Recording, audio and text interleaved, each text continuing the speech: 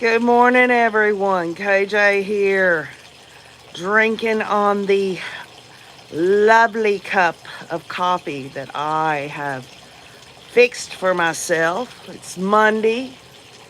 I hope everybody had a great weekend. Good morning. I live for now. 1979 ACR, Sam Willow. Hello there.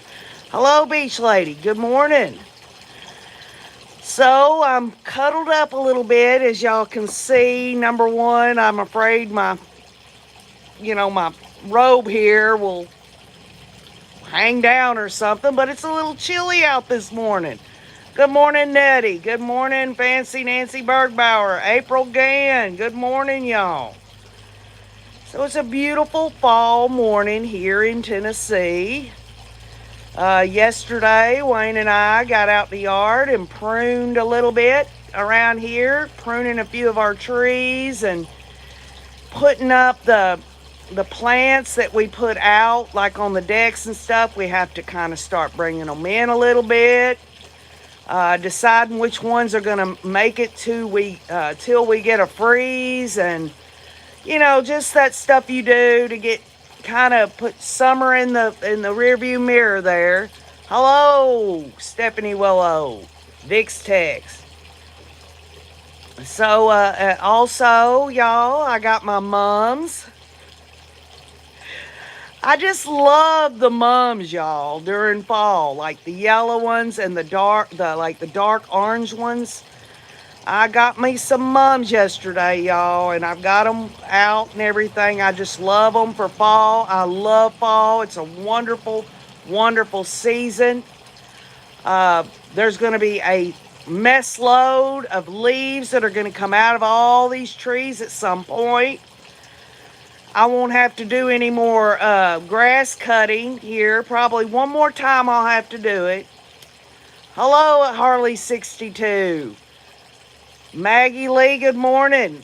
And so fall is here. It's ahead of us, right? Or well, we're in the present with it, but it's for some of y'all maybe it's already there. I'm just talking about for me.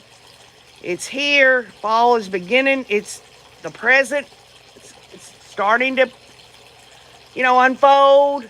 But I guess the full meal deal of fall is just a little ways down in the future. And I was thinking about that, and I don't know if any of y'all can kind of understand this. I'm sure maybe y'all thought about this, but think about all the seasons we've been through in our lives. Think about we've been through spring, summer, fall, winter, spring, summer, fall, winter.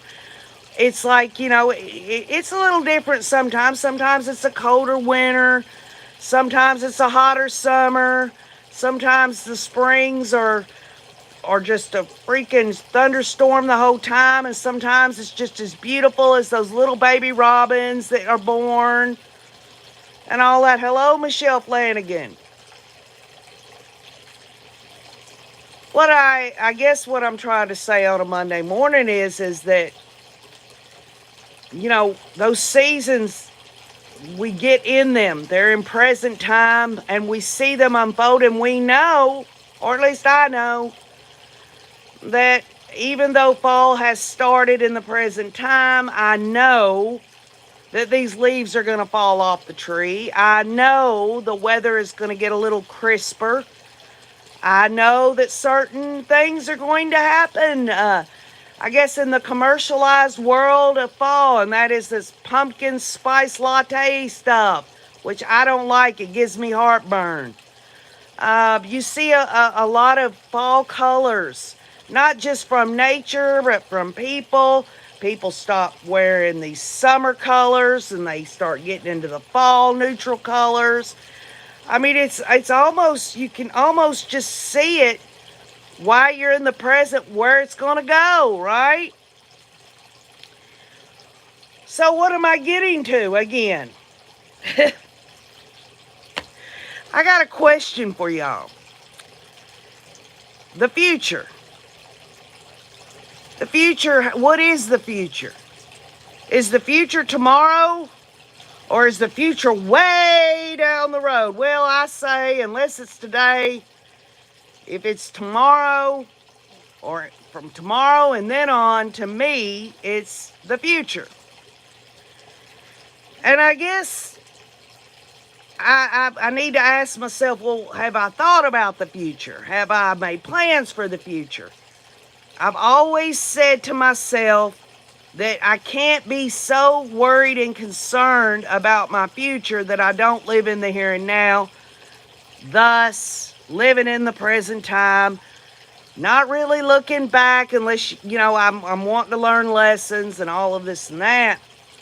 And I said to myself, well, if that's the way I feel and that's the way I live it, because I do a little introspection. How does OKJ look at the future?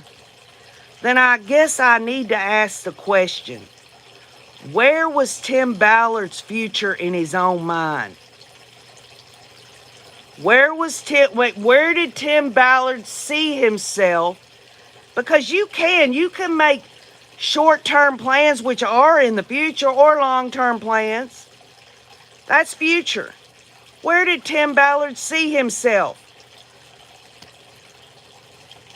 Did he see himself as a senator in Congress? Did he see himself as someone making lots of money through his new organization, which he also was going to funnel money through other organizations?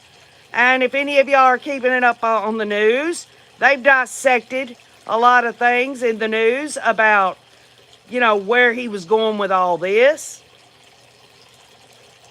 So, just an opinion. Tim Ballard saw himself and his prosperity down the road doing the things he was doing today.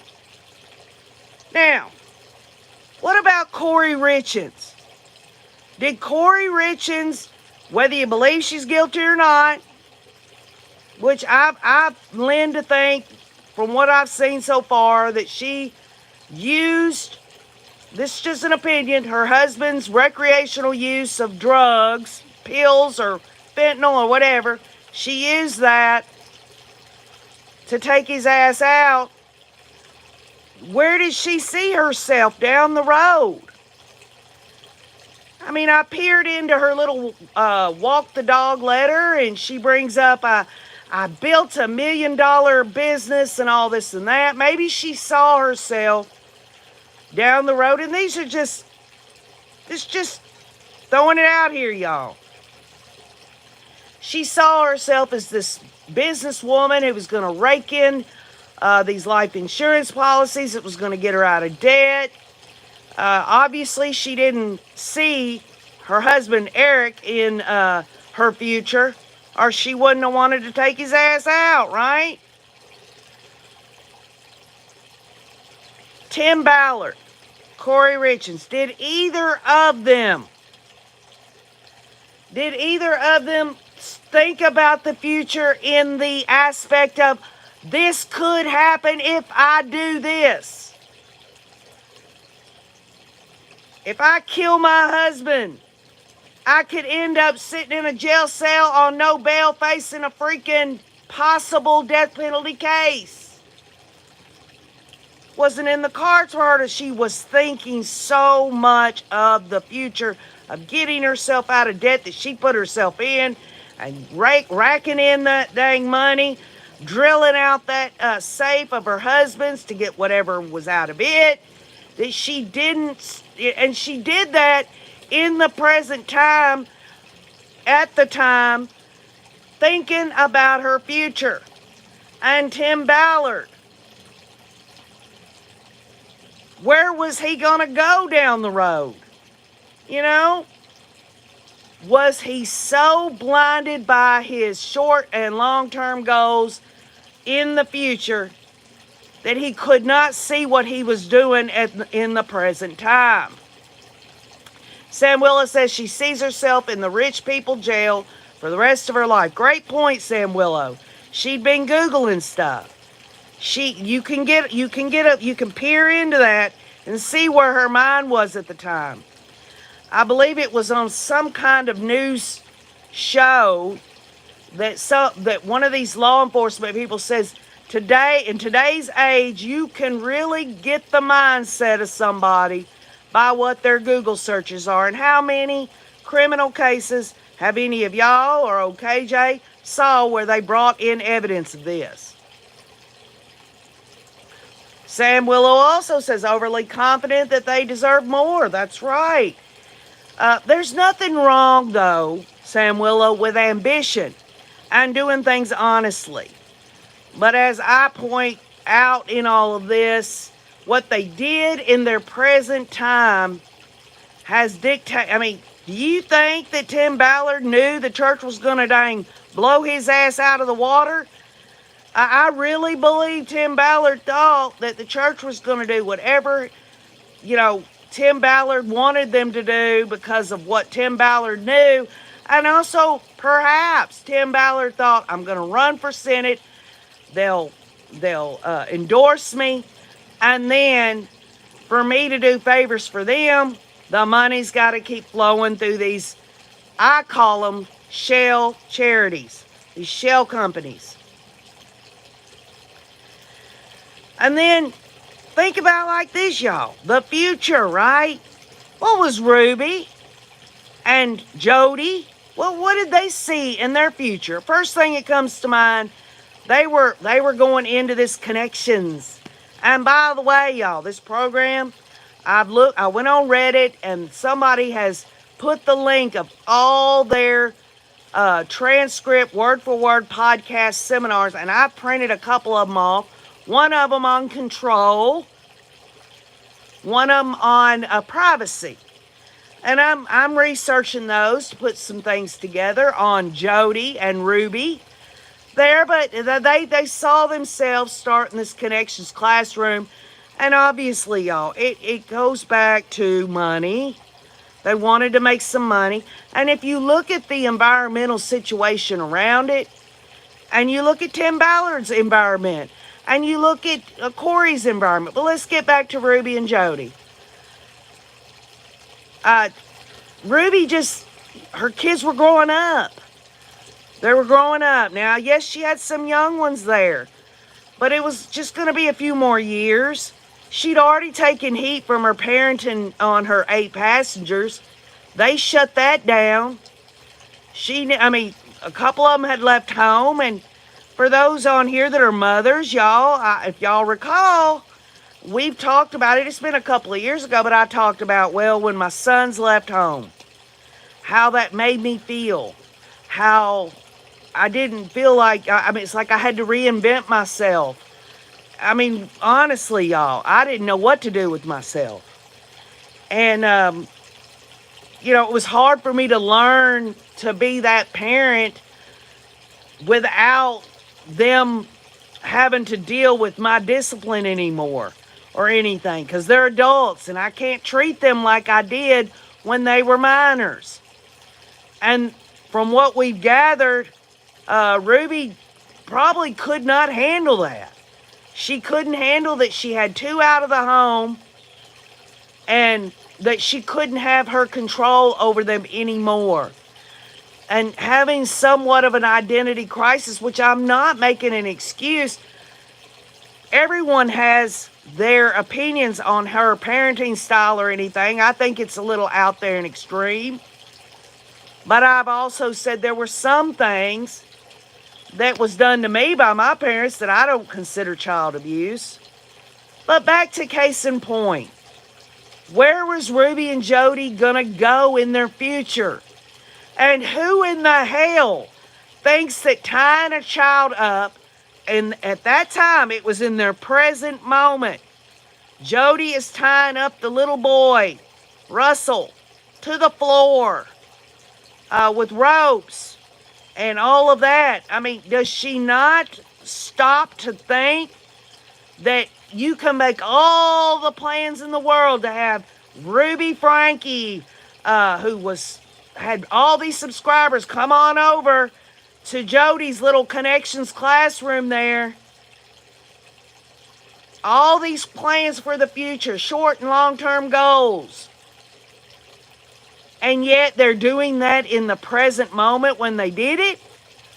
Did they not stop to think? You know what I'm saying? And then finally, y'all, you know where this is going. How many times have we discussed what the hell was Chad and Lori's future in their own view, their short and long-term goals? Because the only way you could write it off is to say they really didn't think about the future because it was the end of the world. Y'all know as well as I do. The evidence proves it. Throughout the whole trial of Lori the hussy, they just wanted the money and to be together.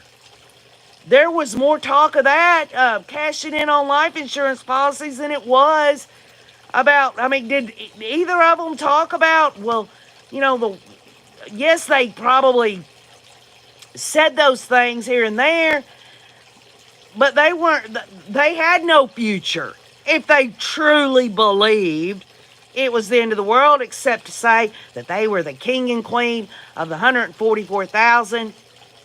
I mean, what does that look like? What is this 7 missions to accomplish together? That was ripped right out of Chad Daybell's ass. Not one of them they even started to do if they believed that they were going to survive the end of the world and be the king and queen of the 144,000. You know what I'm saying?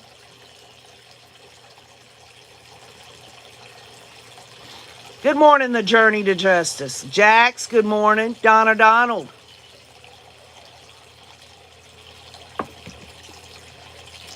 So why am I bringing this up? Because first of all, you can have the best laid plans in this world. And you can even plan your future in the short term where you can take those little bitty steps toward the completion of your short-term plans. But no one, absolutely no one but God knows the future. And for those out here that want to believe that, you know, Nostradamus and these psychic mediums and all this and that, well, I'll tell you. The psychic medium, this woman who worked for Tim Ballard to pinpoint where the children were in their jumps, did she warn him? Did she have so much freaking clairvoyance that she should have said, Tim, I'm talking to Nephi, and Nephi has told me that the church is going to call your ass out for these unethical things that you're doing, and oh, Tim, Nephi has showed me that they're going to uncover these sexual harassment things about you, Tim. Harley62 says, I feel Jody is like Chad. Remember, Chad didn't want no responsibility with younger kids. If Jody and Ruby are a couple, well, Jody didn't want the younger kids. Wow, Harley62. That's a good point. I never thought to compare Jody Hillebrand to Chad Daybell. But isn't there always the leader and the follower? Or not? Because y'all know my stand. I always thought Lori and Chad were on equal footing. Was Ruby Frank on equal footing with Jody Hillebrand? Or did Jody Hillebrand just make Ruby think that they were on equal footing? Good point, though. Good morning, Voodoo Girl and IMX Sartle. I don't know how to say that. Yeah, it is, Samuel. That is insightful if you know, because really, y'all, this comes down to really just deceit and evil and all of that. So does it really matter what the specifics are of what was done? If you look at the deceit and betrayal and all of that stuff, you can see some overlap on all of these cases. Corey Richens just absolutely did not care to murder her husband for money. Lori did not care to murder Charles Vallow for money. Chad Daybell did not care to murder Tammy for money. And it goes on, and it goes on, and it goes on. Well, where does Tim Ballard stand in all this, y'all? Tim Ballard ain't murdered nobody. Folks, Tim Ballard, these are just my opinions. He's not innocent, y'all. And neither is anyone else in the world. Don't get me wrong. We all sin, fall short of the glory of God. That's my belief. But Tim Ballard did some underhanded things, in my opinion. I think that, this whole thing about coming out on the news media that, there's proof that Tim Ballard was using Russell Ballard's name without his permission and stuff, y'all. My opinion is Russell Ballard did know.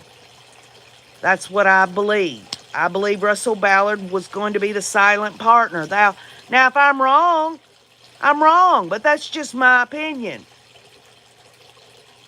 Language of Horses says Ballard is a creep doing things that were gross. Well, so was Lori and the Gherkin there, Language of Horses. And Corey Richards. Who the hell is Lotto, y'all?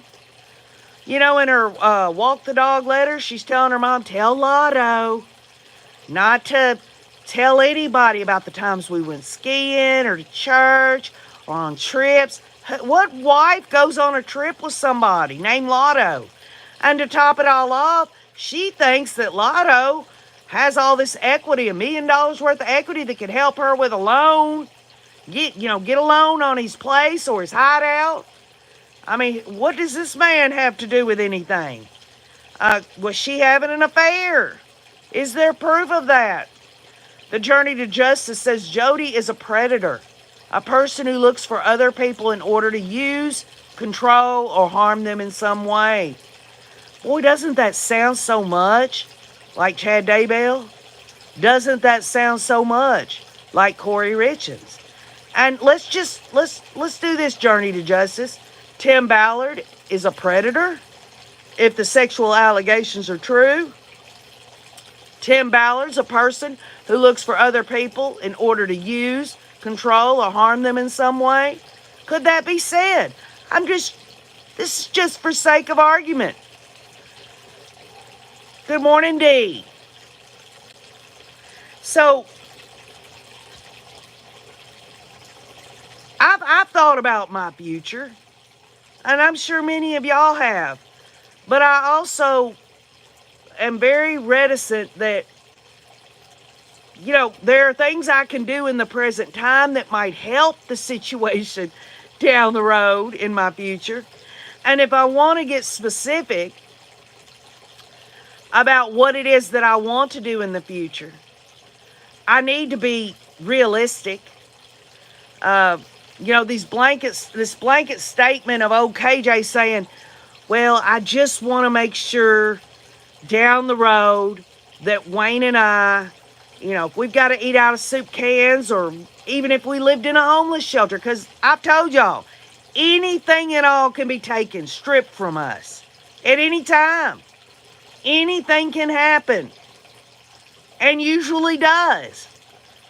But all I want to say in that, if I think that, and I do, I want to know that for the most part, I want to make sure that in our old age, but specifically for Wayne, because I know how hard he's worked in his life, and he doesn't deserve no cushy. I'm not saying that. I'm talking about he deserves just not to worry about the future, or when the future gets here, have any worry at all. That's what I would want for him. So what do I need to do? I need to just do the best I can not to today do anything that's going to, first of all, nobody wants to do anything illegal. I mean, anyone in their right mind is not going to want to do anything illegal, even if it's something like a misdemeanor that gets put in the past or whatever. It still gives a person a bad rep, or I guess a bad rap on a rap sheet. So that would be, that's doable for me.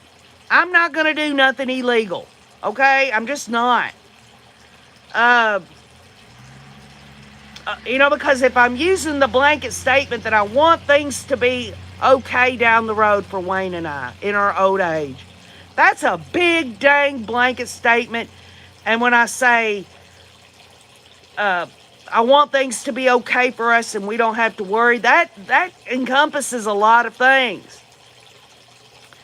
Harley 62, OKJ does not want to ever set foot in a jail cell.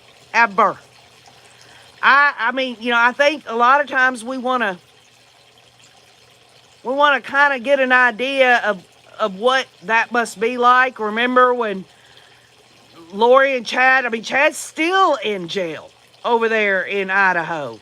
He's been in jail for a long time. You got Corey Richens denied bail. She's been in jail for a good while herself. So much so that Corey Richens is so desperate to get out of that jail cell that she thinks that she can help the situation by basically betraying her own freaking defense attorney by explaining what her defense attorney is going to be doing strategy-wise. And we're going to hear some stuff about all this stuff this week. I don't know about Chad and Lori. I pray about it. I want to hear some more news about that. I want to know where this is going. Corey Richens will not get out of jail, says the Journey to Justice. I think Corey Richens is shitting her own shoe, y'all. I know her defense attorney thinks that walk the dog letter was for her, but it doesn't, I don't know. She's already said Corey Richens has been on the recording in the jail telling her mom it was a fiction book. What is that for her defense attorney?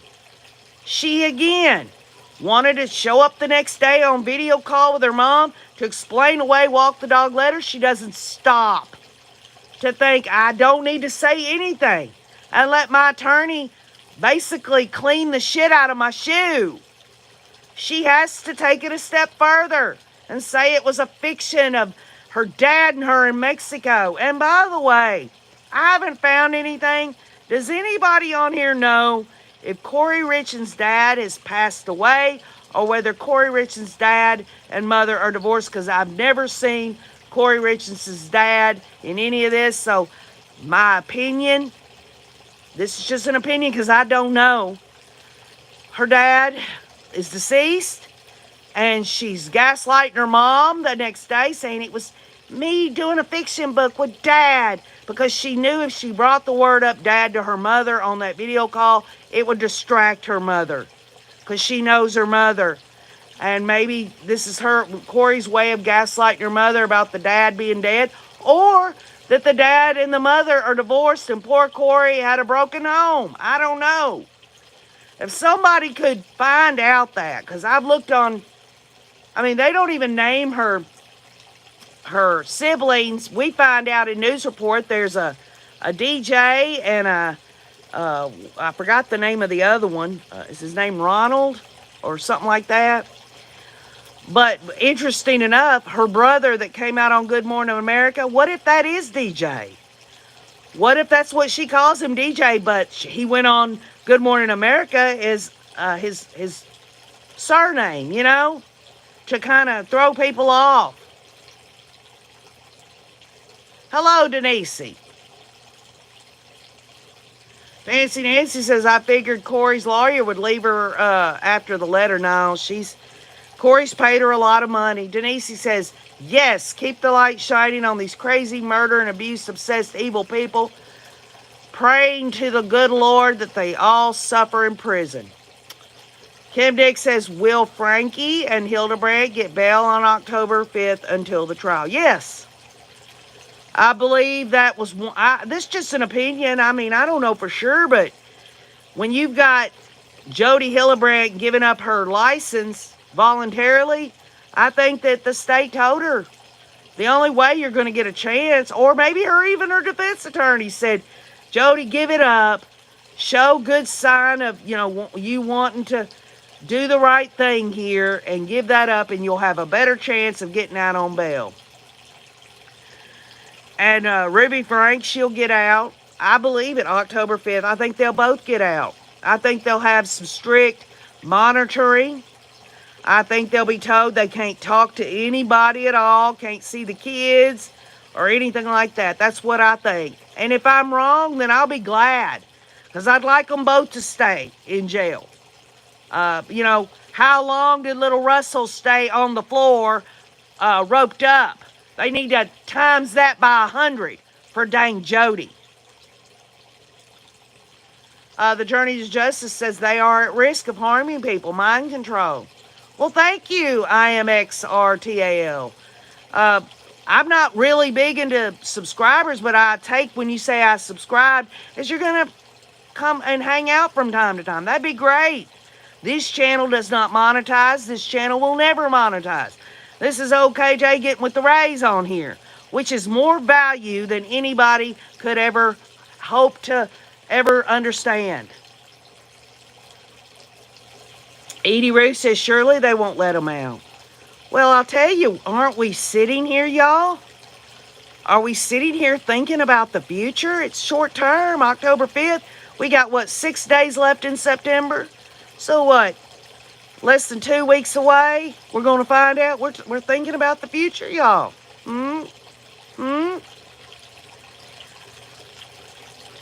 So, in my life, the past. I've learned lessons, and I'm trying to teach myself. If I can go back and look at something that I didn't learn a lesson from, if I can get some, introspection and stuff, maybe as now that I'm older, I can look back and learn a lesson from that if I didn't learn it at the time. Does that make sense? So I've talked about the past, and I've also talked about you can't regret, forever about things you've done. Things I've done. Listen, y'all, if I daily in my present time hold on to regret or resentment over the past, is that going to help me in the here and now? It sure as hell ain't going to help me in the future. I can guarantee you that, because I'm screwing myself out of the day. Do not be anxious. I wrote this down. Do not be anxious about tomorrow, for tomorrow will be anxious for itself. Sufficient for the day is its own trouble. Matthew chapter 6, verse 34. I don't know if that's talking about don't be anxious about something that has nothing really to do with us. It's about someone else's life. So there's the question. If I am not supposed to be anxious about my future, should it be okay that I'm anxious to find out whether Ruby and Jody are going to stay in jail or not? That's a good question, isn't it? Are you wanting me to answer that for you? I guarantee you, I'm not answering it for you, because you've got the answers inside yourself. Hello, Kathy Mama Bear. Ronald Darden died in 2010, and they were divorced at the time of his death. Not sure how he died. Thank you, Heather Feather. I appreciate that. Someone always comes through. I appreciate that. If they don't come through on the live stream, they always come back and help OKJ. I wished I had all the answers, Heather Feather, but you gave a good one. So, let me just reemphasize this. Why did Corey Richins tell her mom, it's recorded, that it was a fiction book of her and her dad, when her dad was never once mentioned in the Walk the Dog letter? My hypothesis, my theory is she knows how to gaslight her mother and get her mother's attention off of her. Perhaps her saying that it was about her dad. Corey wanted her mother to think that, oh, my poor Corey. Her dad passed. We were divorced at the time, and all these years Corey's thrown this up in my face. And I just want to hold on to the guilt of that, because we were divorced and didn't give Corey a nuclear family growing up. A broken home's what I gave her. Here's the shiny object, Corey says to her mother. That's an opinion.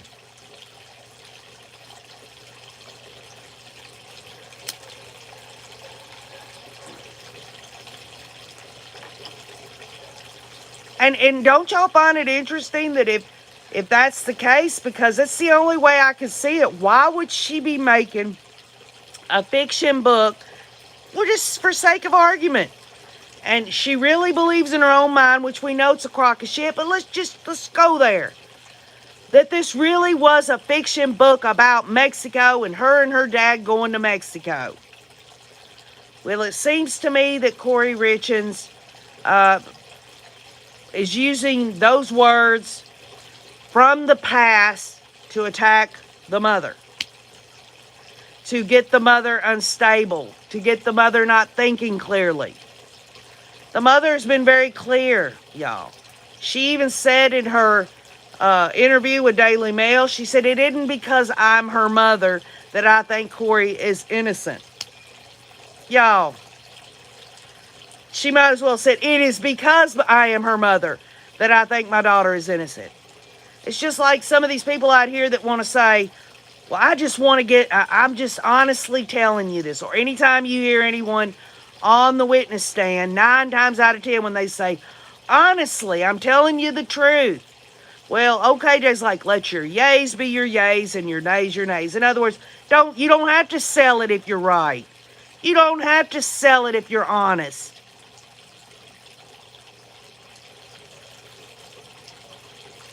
The late Ronald Horace Darden is the father of Kouri Richins, says The Journey to Justice. Okay. Thank you so much, The Journey to Justice, and others on here. I appreciate that. So, let's get back to the question that hasn't been answered, and I'm very curious to know what the Rays think. It's a big question, and I've asked it, but I'll ask it again. What did Chad and Lori's future look like to them? Were they on the same page? Did they see the same future, other than a future of just hopping in the sack together and having sex, okay? That goes beyond sex. What was their future? Somebody tell me. Tell me what's your best theory. This is a theory. I'm not asking for right or wrong answers here. There are no right or wrong answers because nobody really can get in the mind of these crazy ass people. Somebody give me a good one. I want to hear it. I'm going to take a sip of my coffee while y'all are thinking about that question. What was Chad and Lori thinking about their future? Whether it was short or long-term goals in the future, y'all.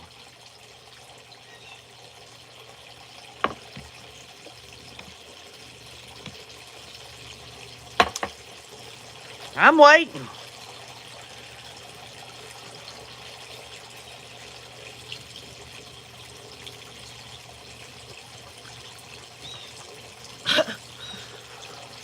Fancy Nancy says, I just don't think they're capable of looking forward. Well, obviously, Fancy Nancy, if you want to get technical about it, they sure as hell didn't see their ass getting put in jail cells and Chad facing the death penalty and Lori away in jail for the rest of her, prison for the rest of her life. Awesome Sassy Saw says, to live a life of luxury in their portal potties. Okay, so they saw this future. Chad and Lori saw this future. They walked in the time of Jesus, says Chad. They've seen dang freaking things go through one wall and another in the temple there. They were James and Elena in a different life. They've had, 7 or 8? Multiple probations. And yet, what did they see in their future? Being these translated being crap stuff that they thought they were. Jack says just simply life at the beach. Life at the beach. Over there in Hawaii. You've got to take into totality what somehow nobody's ever going to ask about JJ and Tylee.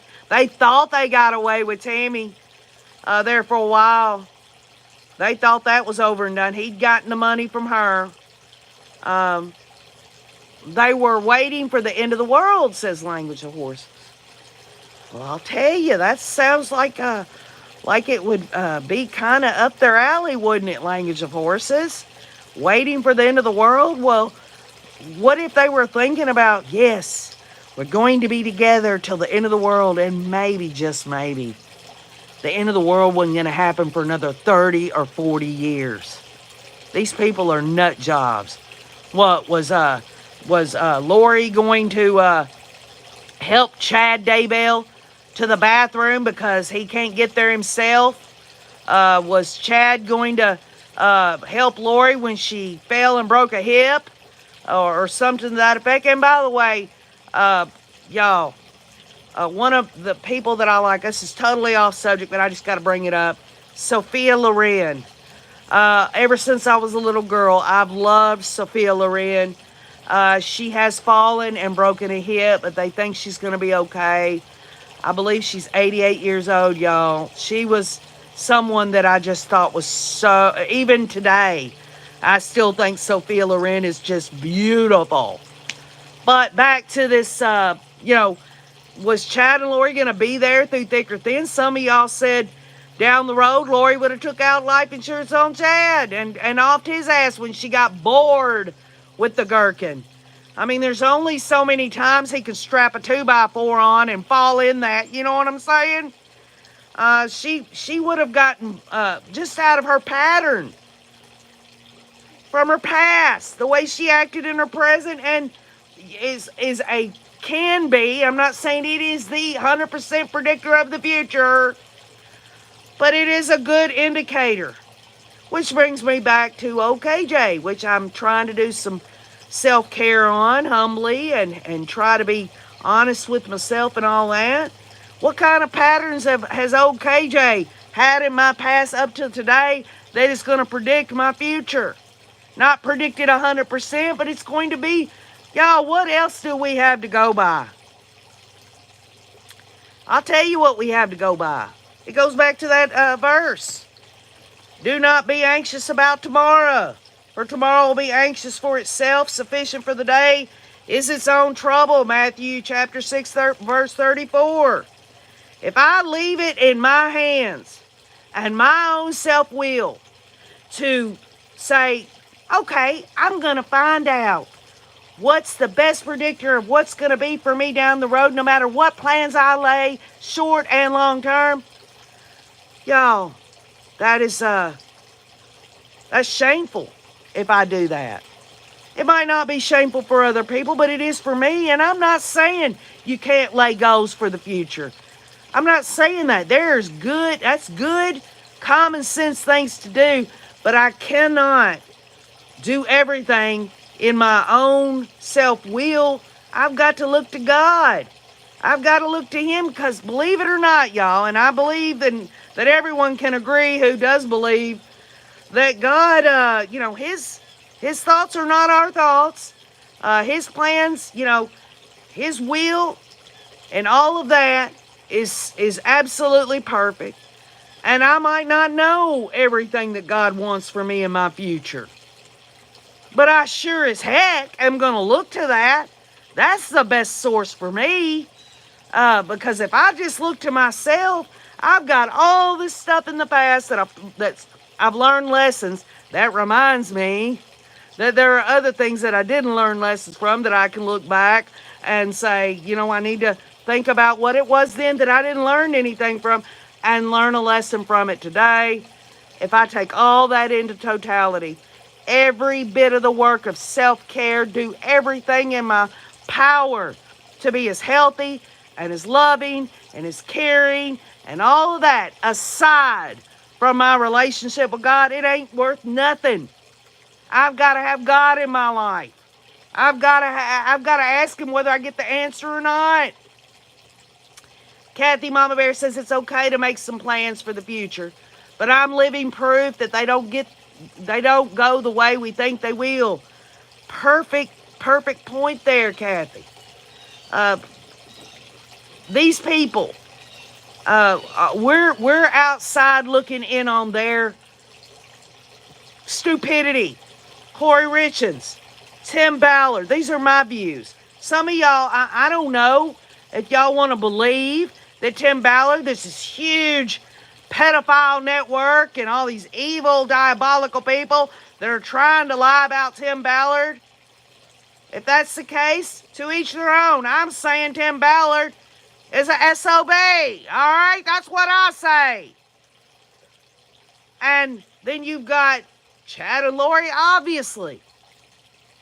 They have no future worth what they thought they were going to get. Does Corey Richins have the future that she always envisioned? No. Corey Richins, I guarantee y'all, when she said in the Walk the Dog letter, I had a big house and a car and all these things, she's sitting in that jail cell right now going, why the hell? Why did I do this? I had a nice car. I had a beautiful family. My husband was a good man. He wasn't perfect, but I could have divorced him. And look at this situation with the hussy. She didn't deserve Charles Vallow. Charles Vallow or Joseph Ryan or any of the other ones, I'm assuming. But for sure, Charles Vallow. She had everything in the world, and now she gets to braid her hair like freaking Laura Ingalls and become someone's biatch. That's what she gets from here on out for the rest of her days. Is that the future that she envisioned? And in her statement at her sentencing, she says she cannot wait to be with Jesus. She cannot wait to, I am assuming it's cold. She wants to go on and hop on to the next probation there. Well, I'll tell you what. If she goes on to another probation, which I don't believe exists, but let's just for sake of argument, it's a true indicator of what that probation's going to be like. She's going to end up doing some evil-ass shit in her next probation, just like she's done in this one. Because don't y'all find it interesting that Chad and her want to do this James and Elena stuff?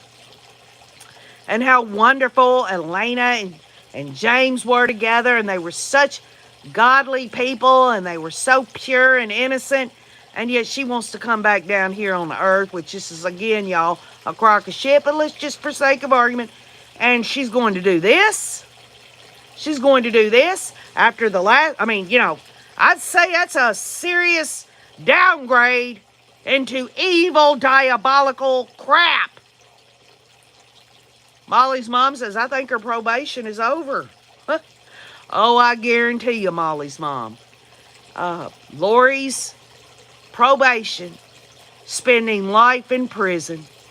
It's every moment. Remember, some of y'all remember the Rays have got to, where we talked about them having to, it's almost like being in these grief stages once you go to prison for life. Remember, we talked about it. I did some content on it, where they go through these stages of denial and all that, and it's just a constant thing. Every second, every moment of every day, unless she disassociates, unless she just, she can acceptance that she's going to be there the rest of her life, but that doesn't mean she's not going to go back in to the grief of denial or anger. I can't believe I'm here.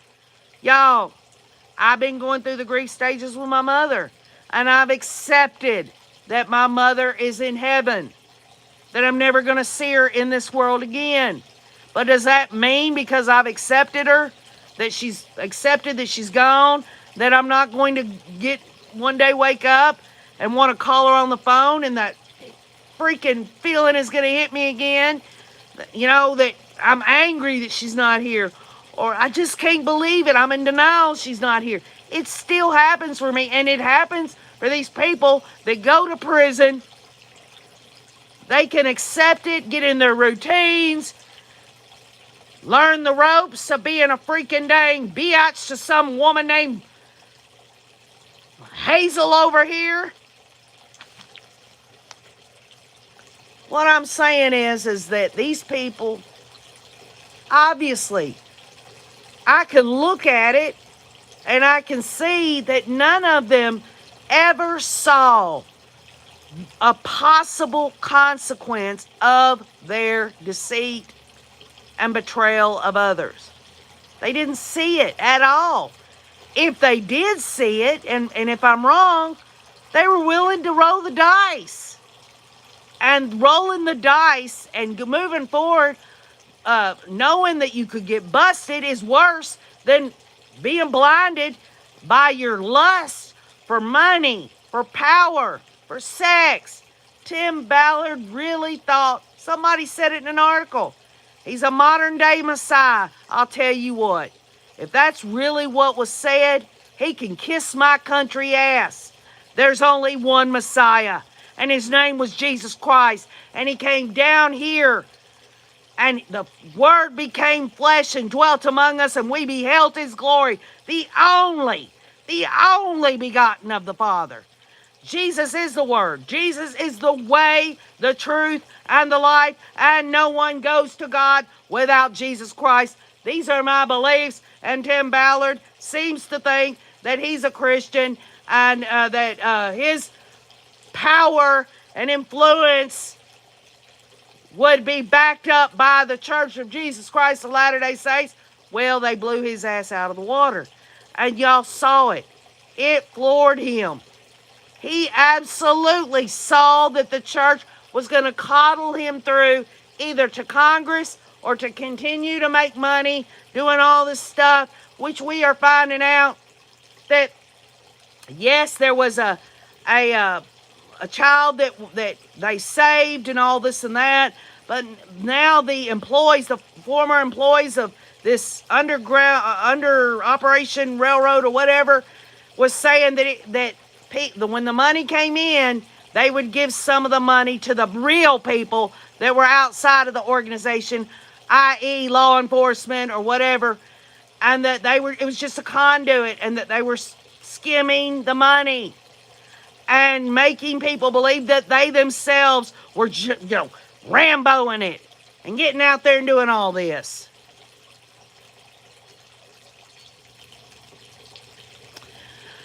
The journey to justice, there hasn't been any more news of Lolo there going to Arizona. As I told y'all, I guess it was last time, I'm not covering Arizona. When I said I'm through with the hussy, I'm through with her in terms of covering her. I am trying to focus in on Chad Daybell to get this complete. Justice through understanding is what I've told all the Rays that I would do this, and I'm gonna do it. Hey, Tina Reddington. Hello, Cindy Bullock.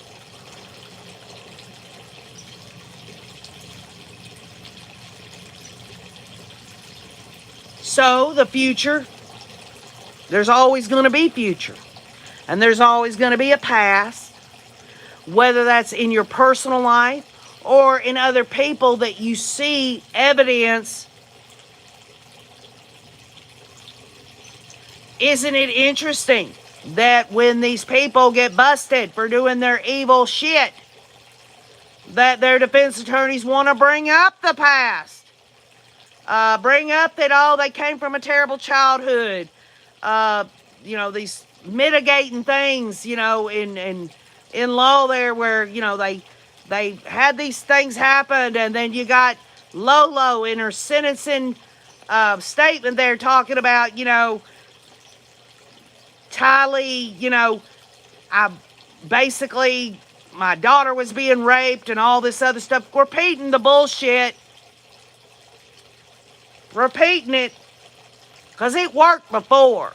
People were oohing and awing Lolo there, back when she was in Melanie Gibbs' little in-home meeting there.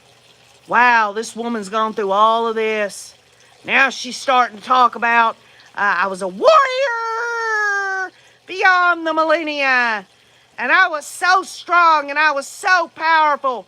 And if that was true, and she was a warrior beyond the millennia and she fought evil, then why in the hell would she come to this earth? And y'all know I don't believe any of it, but I'm just for sake of argument. Why would she come back here just to be the evil? To be the one that does the evil, diabolical stuff? Jack says discernment distorted by money. Well, I'll tell you, discernment is important. whether you're a spiritual person or not. Say that there's someone out here that don't believe in any of the spiritual stuff or anything. They're just a person in the secular world that just, or could be atheist or agnostic or whatever. They got to discern things. I've got to discern whether or not I'm going to use regular sour cream or the reduced fat sour. I've got to discern, all kinds of things that ain't got shit to do with, anything that's got to do with religion or spirituality or anything like that. Discernment is important. I consider it common sense. I believe everyone has a measure of it. I also believe there's logic that people can learn. And obviously, y'all, gut feeling. Why is that gut feeling there? Could it be perhaps we develop a gut feeling about something because of what we've experienced in our past? Whether we learn lessons or not, something, deja vu? Something else comes up?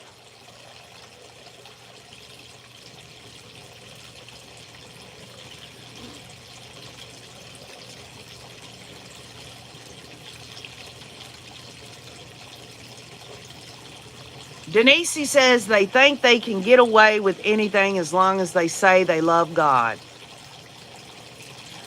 Well, how many times have we talked about it, y'all? People blanket themselves in the word God or Jesus Christ. This goes back to, you'll know them by their fruits. It's not what they say, it's what they do. It's what I say and what I do, right?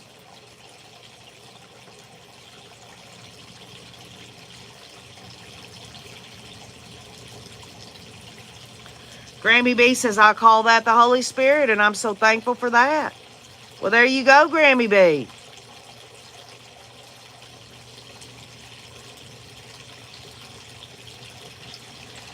So this week, as we go on to whatever we're going to go on to in terms of following any kind of criminal case, which, by the way, y'all, Nate Eaton he's at CrimeCon for the 3rd year. He's had a couple of interesting reports. A side note, I read where the mother of Ethan Chapman stood up in the audience to one of these speakers. I forgot his name, but he has a podcast. Y'all forgive me. It's early in the morning. And she was there, and she, bless her, I just hate it. I hate it because that young man, that Ethan, I see a picture of him, reminds me of any young man, regardless of who it is, reminds me of my boys. They could be my son, you know what I'm saying? So there are interesting things that we're following this week. And we're looking to see what happens down the road, whether it's a day or two, next week, next month, next year. Well, I can put your mind at ease on the future of Lori Hussey Daybell in terms of Idaho. She's spending her life there. That's it. You want to say what's going to happen in Arizona? Charles Vallow deserves justice. That's what I'm focused on more than I am what happens to her. I'm talking about his name needs to be said over and over and over again with an open trial in Arizona, because he sure as heck did not get the attention of law enforcement and got justice back when he was alive before he was murdered. That's what I look to, Charles Vallow. And if I do talk about, if Lori goes to Arizona, I won't be covering that trial or nothing, but I will say this. I will do everything I can to bring out the love, the honor, everything of Charles Vallow as I can during that time. And I don't believe they're going to get it tried by the end of the year like Arizona said they would. That's not me poo-pooing on anything. That's a lot to deal with. They haven't even got her extradited, much less anything else. They've just assigned her a new appeals attorney They've even given her a little extra time to update her appeal. So, Chad Daybell, he's got John Pryor. And the future's not looking bright for John Pryor. I think John Pryor's going to go at it really hard. I think he's going to, if for nothing else, the one thing that I've said about Lori's trial is they should have extracted out the guilt of all these states' witness Melanie Gibb, David Warwick, Zulema. I think John Pryor's going to have a better time at that. I think John Pryor's going to come out with claws and all, and he's going to pull out what wasn't pulled out in the Hussey's trial against Chad Daybell. Would there be a plea agreement? It's highly doubtful, y'all. Chad Daybell, I think he's just going to go down. I just think he's going to go down, go ahead and take his trial, take his chances. That's what I think. Yeah, the journey to justice, John Pryor will need help in Chad's case. And trust me when I say this, I've said it before. John Pryor is a privately held attorney. The bottom line is John Pryor will step aside if it becomes a death penalty case to be second chair, because they have to do the law in the state. If he deems himself indigent, because Chad Daybell ain't got no money, y'all. He's gonna have to suck the tit of Idaho's taxpayers, y'all. That's just the way it is. So John Pryor, unless he takes a crash course in being death penalty certified, he's gonna have to move over and find another death penalty certified attorney. Because if someone is indigent in the state of Idaho and they ask for help paying for an attorney, the state has to provide them with a death penalty certified attorney.